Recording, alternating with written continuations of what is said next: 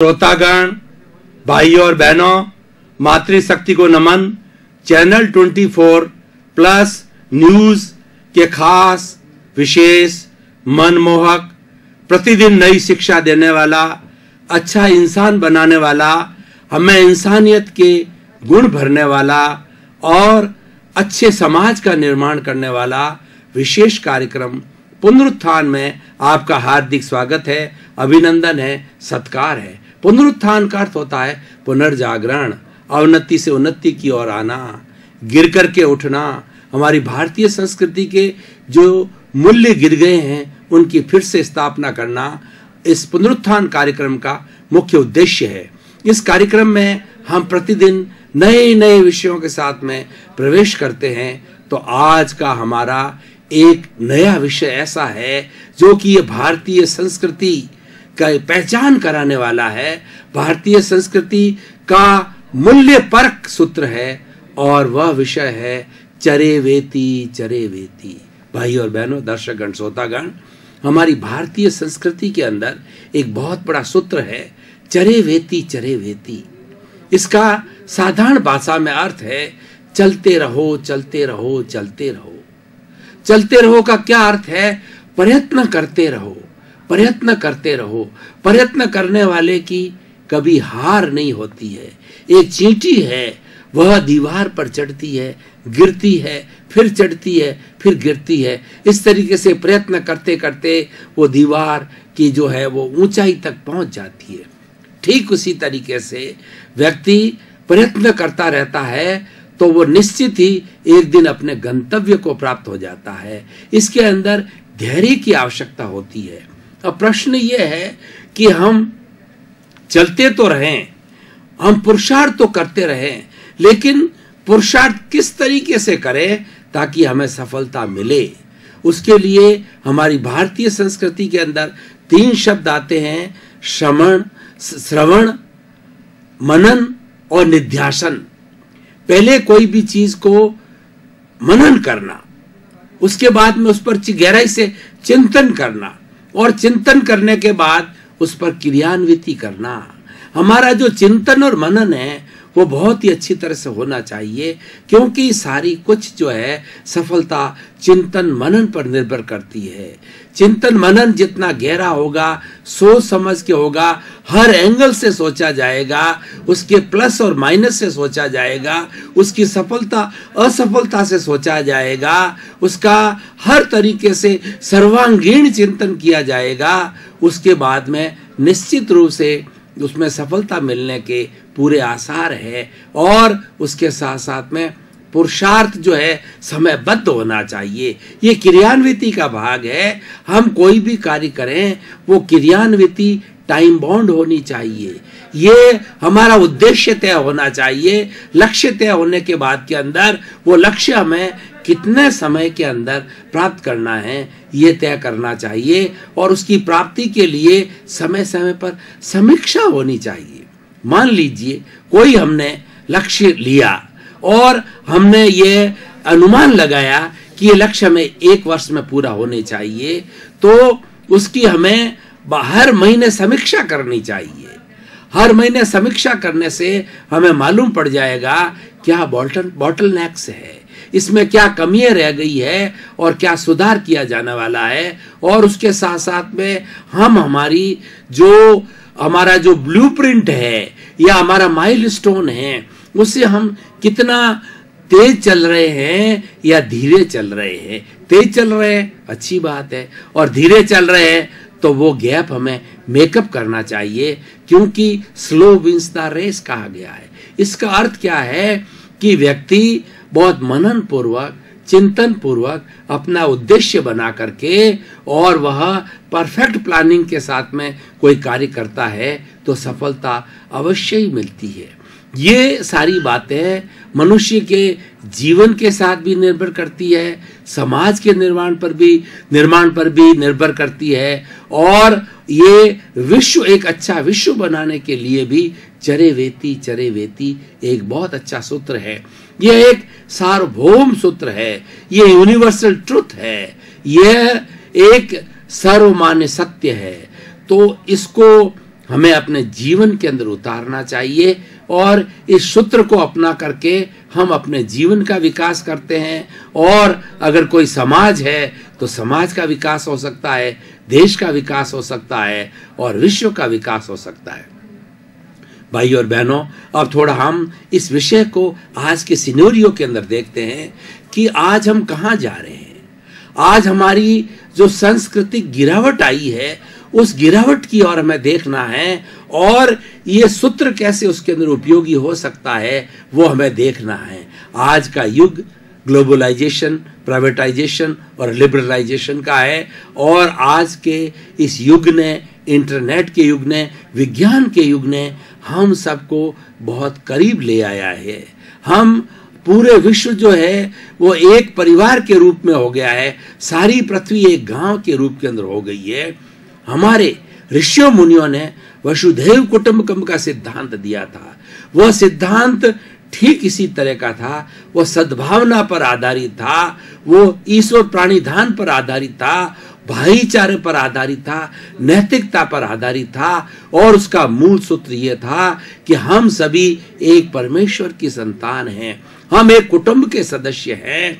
इसीलिए हर सदस्य दूसरे सदस्य के साथ में अच्छा सम्मान का व्यवहार करेगा, सद्भावना का व्यवहार करेगा, नैतिकता का व्यवहार करेगा। उससे वो स्वयं जो है अच्छा जीवन जी सकेगा और साथ साथ के अंदर संपूर्ण मानव जाति, संपूर्ण विश्व है, विश्व बंधुत्व की जो भावना से वह जीवन यापन करके और शांतिपूर्ण सह अस्तित्व से सबका जीवन बहुत अच्छा बन जाएगा।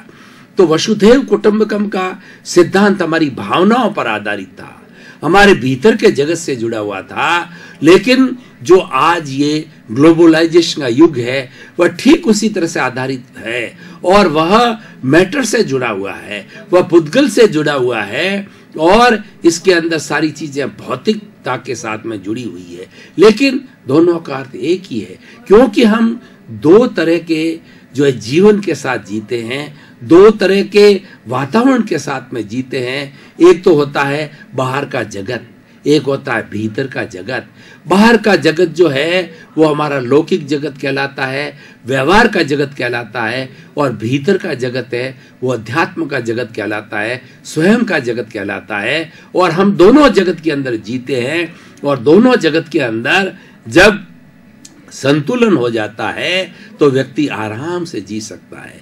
तो चरेवेति का सिद्धांत है, वह हमें धैर्य सिखाता है, वह हमें सहनशीलता सिखाता है, वह हमें त्याग सिखाता है। और इस सिद्धांत का पालन करने वाला जो व्यक्ति किसी भी संस्था का लीडर है, परिवार का लीडर है या देश का लीडर है, तो वह इन गुणों को धारण करके और अपने साथ के लोगों के साथ में मिलकर के बहुत बड़ा विकास कर सकता है। लेकिन आज क्या हो रहा है? आज सारी तरफ आप नजर दौड़ाइए, सहनशीलता की कमी हो रही है। कोई किसी को सहन करने के लिए तैयार नहीं है। हर एक ने ग्लोबलाइजेशन, हम इंटरनेट से, फेसबुक से, व्हाट्सएप से और यूट्यूब से बहुत सा ज्ञान लिया है। ज्ञान लेना अच्छी बात है, हर एक को ज्ञान लेना चाहिए, पर इसका अर्थ नहीं है कि अहंकार पैदा हो जाए। आजकल ईगो की बड़ी प्रॉब्लम है, अहंकार की बड़ी प्रॉब्लम है। हर व्यक्ति अपने आप को बड़ा समझता है, इसीलिए वो किसी को टॉलरेट करना नहीं चाहता। एक पुत्र अपने पिता को टॉलरेट करना नहीं चाहता, एक छोटा भाई बड़े भाई को टॉलरेट नहीं करता, एक पत्नी पति को टॉलरेट नहीं कर रही है। इस तरीके से हमारे परिवार बिखर रहे हैं, हमारे परिवार में टूटन आ रही है। आज हमारी जो 50-50, 100-100 सदस्यों की जो हमारी जॉइंट फैमिली हुआ करती थी, जिसके अंदर 3-3, 4-4 पीढ़ी के लोग एक छत के नीचे जीवन यापन करते थे और बड़े सुख के साथ रहते थे, संगठन के साथ रहते थे, सबका सुख दुख जो है आपस के अंदर बढ़ जाया करता था। लेकिन आज वो स्थिति इसीलिए बदल गई है कि कोई किसी को टॉलरेट नहीं कर रहा है, इसलिए न्यूक्लियर फैमिलीज हो गई है। न्यूक्लियर फैमिलीज के बहुत बड़े नुकसान हैं। व्यक्ति अकेला पड़ गया है, वह हर वक्त टेंशन में रहता है, स्ट्रेस में रहता है और स्ट्रेन में रहता है। आज जितनी बीमारियों की जड़ है उन सब का कारण है मानसिक तनाव। और वो तनाव क्यों हुआ? एक व्यक्ति पे बहुत ज्यादा रेस्पॉन्सिबिलिटी बढ़ गई और वह इधर उधर खिंचाव के अंदर रहता है, स्ट्रेस में रहता है, क्योंकि सारा कार्य एक को ही करना होता है। पहले जॉइंट फैमिली में वही कार्य कई लोगों के बीच के अंदर बढ़ जाता था और एक व्यक्ति कुछ जो है परिश्रम के साथ साथ के अंदर थोड़ा आराम भी कर लेता था, विश्राम भी कर लेता था, प्रवृत्ति और निवृत्ति का संतुलन था। आज इस असहनशीलता के युग के अंदर चारों तरफ जो है वह परिश्रम इतना बढ़ गया है कि व्यक्ति को कहीं पर भी रेस्ट करने का, आराम करने का, शांतिपूर्वक चिंतन करने का समय नहीं मिलता है। हमारे एक राजस्थानी में कहावत है, हाय घोड़ा और दिन थोड़ा। इसका अर्थ यह है व्यक्ति भागता जा रहा है। आज आप लोगों को देखिए कि लोग भागते जा रहे हैं। उनसे पूछा जाए कि भाई क्यों भाग रहे हो, हर एक का जवाब यह है, वह भाग रहा है, मैं भी भाग रहा हूं। तुम्हारे जीवन का क्या उद्देश्य है? किसी के जीवन का कोई उद्देश्य नजर नहीं आता।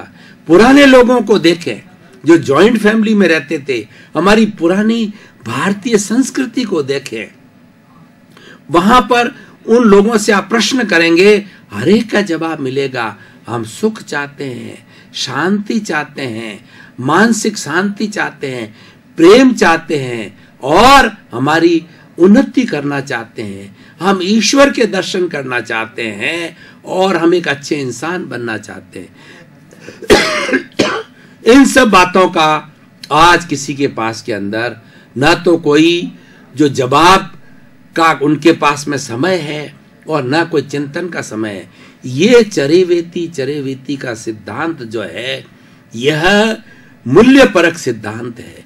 यह सिखाता है कि आप चलते रहो, लेकिन चलना कैसे? प्रवृत्ति के साथ में निवृत्ति करो। देखिए प्रकृति ने हमारे साथ कितना न्याय किया, कितनी सुंदर व्यवस्था की कि दिन तो काम करने के लिए होता है और रात्रि विश्राम करने के लिए होता है। इस प्रकृति ने 24 घंटे सबको दिए हैं, लेकिन 24 घंटे काम करने का प्रकृति का निर्देश नहीं है। प्रकृति को तो यह कहती है कि जितना कार्य करो उतनी की उतनी निवृत्ति होनी चाहिए, उतना का उतना बॉडी को विश्राम में होना चाहिए। हमारी जो फिजिकल बॉडी है ये काम करते करते इसके टिश्यूज, इसकी कोशिकाएं, इसके ऑर्गन्स, इसके सिस्टम थक जाते हैं और उसकी थकान मिटाने के लिए नींद है, विश्राम है, कायोत्सर्ग है, ये किया जाना चाहिए। इसके लिए समय की आवश्यकता होती है।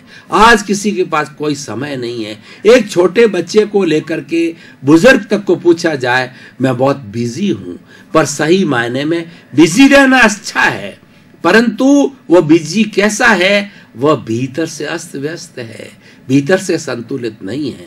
इसलिए चरेवेती का अर्थ है चलते रहो, लेकिन कुछ मूल्यों के साथ चलो। सहनशीलता का मूल्य, धैर्य का मूल्य। आज किसी को धैर्य नहीं है बिल्कुल ही, चाहे सड़क हो, चाहे ट्रेन हो, चाहे फ्लाइट हो, चाहे कार्यस्थल हो, किसी को भी धैर्य नहीं है। दर्शकगण, श्रोतागण, भाइयों और बहनों, हम काफी समय से गहन विषय पर गहन चिंतन कर रहे थे। अब थोड़ा तरोताजा होने के लिए ब्रेक ले रहे हैं। ब्रेक के बाद पुनः हाजिर हूं।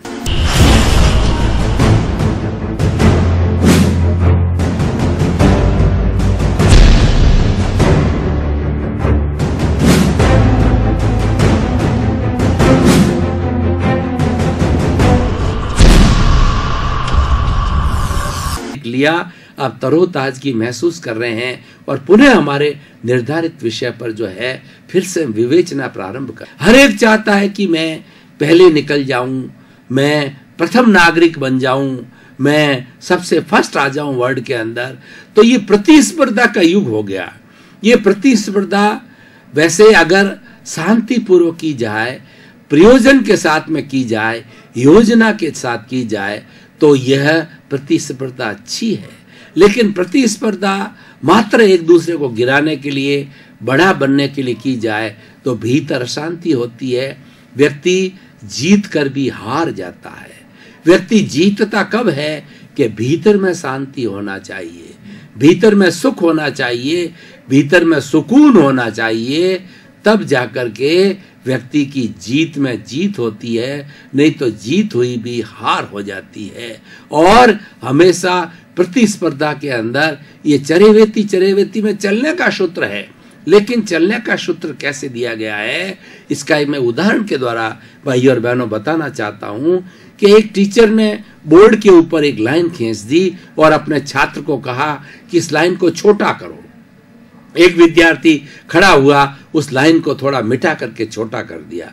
दूसरा एक समझदार विद्यार्थी था, वो खड़ा हुआ और उस लाइन के नीचे उसने एक दूसरी लाइन लंबी खींच दी, इसलिए पुराने वाली लाइन छोटी हो गई। ये कंस्ट्रक्टिव आइडिया है कि हमें बनना है, हमें चरेवेती करना है, हमें विकास करना है, हमें आगे जाना है, हमें सफलता को प्राप्त करना। परंतु कैसे?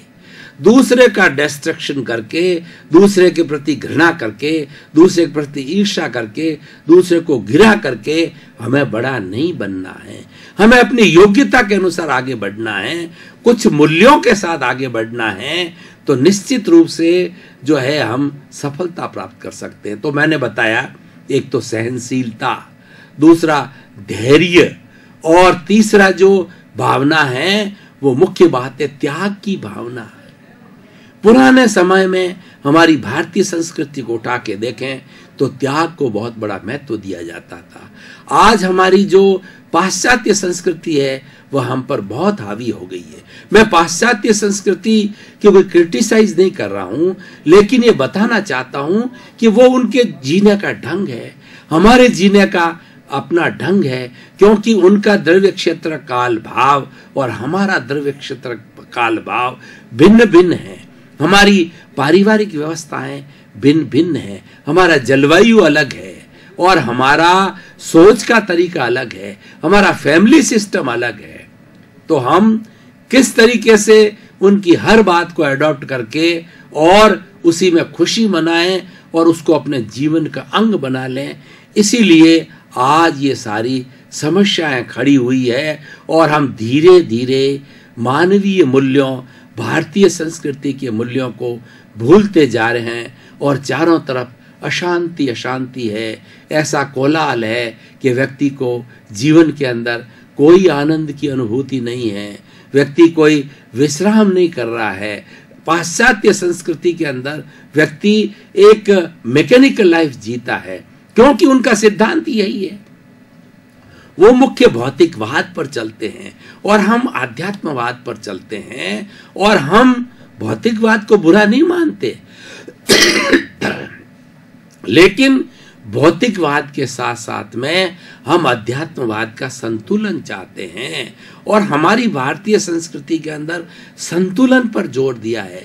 चरेवेती का सिद्धांत ये बताता है कि तुम खूब परिश्रम करो, आगे बढ़ते जाओ, अपना पर्सनालिटी डेवलपमेंट करो और हर दिशा के अंदर जो है कीर्तिमान स्थापित करो। लेकिन वह सब करना किस तरीके से है? वो करना ऐसे है कि हमें हमारे संतुलन के साथ, भारतीय संस्कृति संतुलन पर आधारित है और संतुलन एक ऐसा शब्द है जो कि जीवन का बहुत बड़ा निर्माण कर लेता है।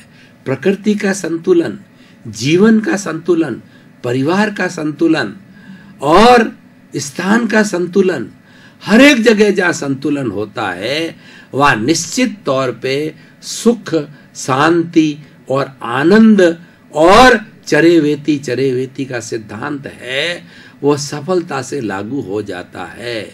और आप देखिए कि संतुलन की बात चली है तो सूर्य जो है प्रातःकाल अपने समय पर उगता है, चंद्रमा है वह रात्रि में समय पर आता है, तारे हैं वो समय पर आते हैं, नदी अपने तटों के बीच के अंदर बहती है।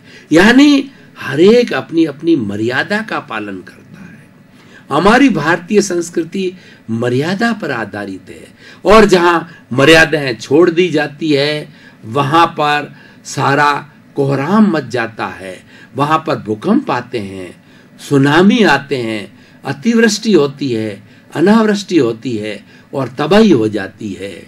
नदी अगर तट के बीच के अंदर बहती बहती वो असंयम की ओर चली जाए, वो संतुलन को छोड़ दे, तो उसके चारों तरफ जितने घर बसे हुए होते हैं, जितने शहर बसे हुए होते हैं, उनको सुहा कर देती है। एक भूकंप आता है तो सारे शहर को जो है तहस नहस कर देता है। लेकिन ये सब आते क्यों हैं? ये पृथ्वी के असंतुलन से आते हैं। और ये असंतुलन कौन करता है? ये असंतुलन मनुष्य करता है, क्योंकि मनुष्य ने प्राकृतिक नियमों का पालन करना छोड़ दिया और चरेवेती के सिद्धांत को वो दुरुपयोग कर रहा है। चरेवेती ये नहीं कह रहा है कि तुम प्रकृति का दोहन करके या प्रकृति का नुकसान करके, प्रकृति का सम्राट बन करके तुम जो है वो चरेवेती करो, विकास करो। नहीं, प्राकृतिक नियमों का पालन करते हुए सस्टेनेबल डेवलपमेंट करो। ऐसा डेवलपमेंट हो जो कि किसी के लिए कष्टदायक ना हो। भाई और बहनों, दर्शकगण, श्रोतागण, ये जो सृष्टि है इसमें जीने वाले 84 लाख जीवा योनियां हैं। जीवा योनि उसे कहा जाता है, उत्पत्ति स्थान को कहा जाता है। 84 लाख उत्पत्ति स्थान हैं और उसमें जीवों की संख्या गिने असंख्य अनंत है। ये सब प्रकृति के अंदर जी रहे हैं। इस प्रकृति के अंदर असंतुलन पैदा करते हैं हम, इस प्रकृति का दोहन करते हैं। दोहन कैसे किया जाता है? पानी का दुरुपयोग करके और बहुत गहरा खनन करके और वायुमंडल के अंदर कार्बन डाइऑक्साइड वगैरह जो है दूषित गैसों को छोड़ करके। ये सब कौन करता है? ये कोई प्राणी नहीं करता, केवल मनुष्य करता है। और क्यों करता है? क्योंकि वो तृष्णा से ग्रस्त है, वो कंज्यूमरिज्म से ग्रस्त है और उसके अंदर ग्रीड है। प्रकृति ने तो नीड की पूरी व्यवस्था 84 लाख जीवा योनियों के लिए की है। दर्शकगण, श्रोतागण, भाई और बहनों, पुनरुत्थान कार्यक्रम आज टॉक ऑफ द टाउन बन गया है और 7:30 बजे प्रारंभ होता है। तो चैनल 24 पर देखने वाले सभी लोग इंतजार करते हैं कि कब 7:30 बजे और आज क्या नया विषय आएगा, उस विषय से हमको क्या टिप्स मिलेंगे, उस विषय से हमें क्या सूत्र मिलेंगे जिससे हमारे जीवन का निर्माण होगा। तो भाई और बहनों, हमारे इस पुनरुत्थान कार्यक्रम का उद्देश्य जगत कल्याण करना है। सर्वे भवन्तु सुखिनः, सर्वे भवन्तु निरामया। उसी क्रम में, उसी श्रृंखला में आप सभी का जीवन आनंदमय हो, प्रेममय हो, धर्ममय हो, शांतिमय हो, सुकूनमय हो और आप खुद बड़े सुख के साथ जीते जीते अपना गंतव्य मोक्ष को प्राप्त करें। आपके प्रति मंगल भावना, शुभकामनाएं।